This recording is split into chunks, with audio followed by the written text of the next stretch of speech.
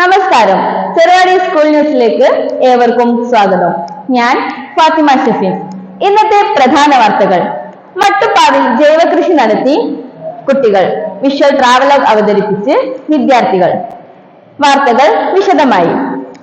വിദ്യാലയത്തിലെ ടെറസിലെ മഴമറയിൽ ജൈവ രീതിയിൽ വിവിധ പച്ചക്കറി കൃഷി ഒരുക്കാൻ തയ്യാറെടുക്കുകയാണ് സ്കൂൾ കാർഷിക ക്ലബിലെ അംഗങ്ങൾ. പ്രവർത്തനോദ്ഘാടനം HM നിഷ ടീച്ചർ നിർവഹിച്ചു.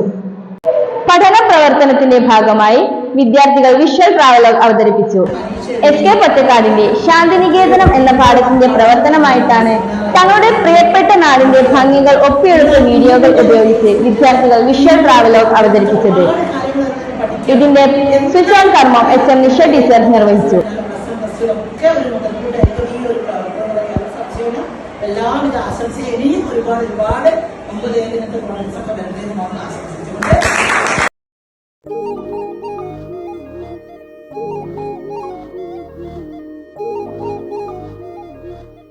കോഴിക്കോട് ജില്ലയിലെ കൊടിയത്തൂർ ഗ്രാമപഞ്ചായത്തിലെ 11ാം വാർഡായ പൊറ്റമ്മൽ ഒരു സാധാരണ ഗ്രാമമല്ല.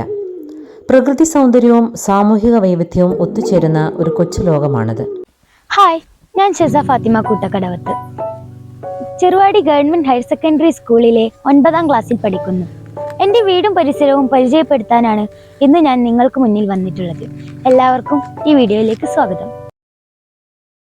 കണ്ണിൽ വിടരും രാത്താരങ്ങൾ നീ, മണ്ണിൽ പുലരും പൂക്കാലങ്ങൾ നീ.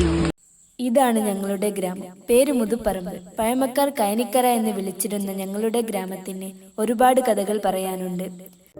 കോഴിക്കോട് ജില്ലയിലെ കൊടിയത്തൂർ ഗ്രാമപഞ്ചായത്തിലെ അതിമനോഹരമായ ഒരു നാട്.